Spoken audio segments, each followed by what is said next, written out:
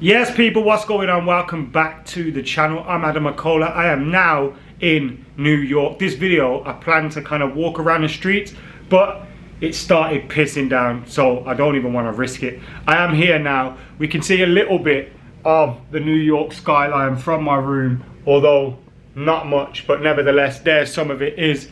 And you'll obviously get to see more if you're checking out my socials and things like that as well. So head over to AdamMcKola on everything. But we're here in New York. Manchester United have just beaten Lyon in Edinburgh. A win for Manchester United. Donny van der Beek getting a goal. And what I found sweet is that Donny van der Beek celebrated that goal really, like it really meant something to him. And it must have. He came out after the game. He said his options, were being kept open. Still, his options were being kept open, and he could still leave Manchester United. But he said he'd been thinking about that moment for so long, and to finally be back playing and scoring as well will mean an awful lot to him. We also saw Jonny Evans come back. How incredible was that news that broke? Jonny Evans signed a short-term deal now. I think it's just in terms of training, pre-season, keeping up the numbers, because when we have to make changes, you have to bring someone in. And, we haven't got enough centre-backs at the moment. I assume the manager will want to buy someone. You're going to have Lindelof, etc. coming back. But at this moment in time, Jonny Evans is a Manchester United player, incredibly. And it was, so weird to see him back out there. But Man United won 1-0. It was a very good goal from Donny van der Beek. Danny Gore setting up the goal as well. Good cross from him, 18-year-old young lad. And we've seen a few other of the young lads playing as well. Hannibal Mabry played in the first half. Mason Mount started as well for Manchester United, another appearance for him. We also got to see Isaac Hansen-Aaron, Brandon Williams, Will Fish, etc. Joel Hugill, Mark Gerardo as well. Because of Diogo Dalot's injury at this moment in time, Fernandez started, sorry, not Diogo Dalot, Terrell Malacia's injury. Fernandez started as well.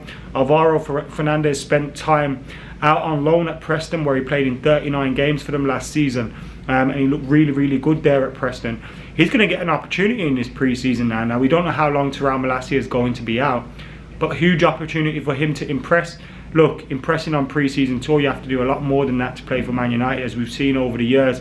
But it's a big opportunity for him, so it'll be interesting to see how he gets on with that. But the main story of the day at the moment is in relation to the Glazers and the fact that they could be sticking around for a while, which is absolutely horrible news, isn't it? We thought we'd finally get rid of these absolute clowns, but it looks like they may be staying until at least the beginning of the season, or even worse than that. And who knows, will they be coming out and saying they're not even selling anymore? I don't know. It's an absolute mess at the minute. If this is negotiation tactics, I don't know what's going on there, but it's crazy at the moment. Here's what we're hearing. Jamie Jackson has reported Sheikh Jassim bin Hamad Al Thani has become frustrated at the length of the Manchester United sale process. He's unsure about the Glazers family's intent to sell. Sir Jim Ratcliffe is prepared for Manchester United's protracted potential sale to enter the new season if required, and he's putting no time frame on when the Glazers need to make a decision. I think that's just a case of them not trying to push things too far, because of the fact that they don't want to kind of ruffle the feathers of the Glazers and potentially ruin the opportunity to buy Manchester United. So we are hearing all these things about the ownership at the minute, and even further, we have heard as well. Let me just bring it up for you here. 1 second, sorry, I'm just looking through my notes. Mike Keegan said the Glazer family will still be in control of Manchester United when the Premier League season starts. There's now concern among those involved in the sale over whether the Glazers will sell. Some believe that the process may well be paused. The prospect of this lingering until autumn or even winter has been discussed by both camps. And again, the Glazers are an utter fucking disgrace. I can't wait to see the back of them. I hope we still get to see the back of them.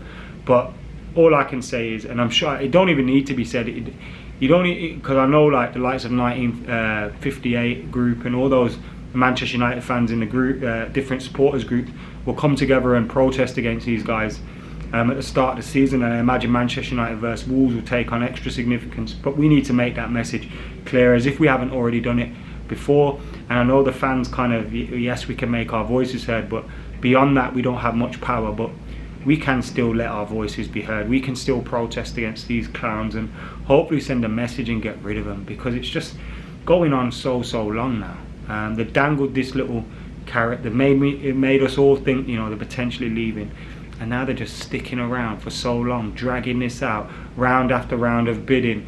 You got, surely as well, like, look, I'm not a financial expert, but surely there's some, because you've pumped up the stock price. The stock prices have been affected by the fact that you've said that you want to sell this company. Is that not illegal? Like, I don't know, but the Glazers at the moment just need to fucking do one, don't they? And they haven't. They're still here, and they could be here until August, if not later than that, which is quite a depressing feat. What else is happening? Andre Onana's medical is also going down as well. Andre Onana joining Manchester United. The fees are being agreed between the two clubs. 43 million pound, potentially rising to around 45 million pounds. I think it's a good bargain for Manchester United. You're getting a good keeper at a good age. Best years ahead of him. He's already worked with Erik ten Hag, hoping that he will be out there on the pre-season tour in America and be joining us out here in New York / New Jersey. And yeah, his medical is underway, but that main story of today is the Glazers. Just do one, man. Why are you... Just do one. Like, just literally fucking do one. Why are you like still here? You've already made United, you already cost United so much, man. Made so much money out of Man United without ever putting a fucking penny in. Now you're potentially going to walk away with billions upon billions. Like, just do one, man. Like, I don't get it. Why are you dragging your heels so much? If they stay, it's just a nightmare, isn't it? It's just an absolute nightmare. What is going on? Such a weird state of affairs, isn't it? Because it explains it. I mean, look at the way Man United have negotiated transfer deals over the years. Do you know what I mean? Like, it's been that way for a while. Like, we've constantly done business like this. Like, shocking stuff, man. And you can see the way they do things, the way they make decisions. Look, they're very wealthy people, and you know, they'll be richer than I could ever imagine being, but what the fuck are they doing, man? They just stink, don't they?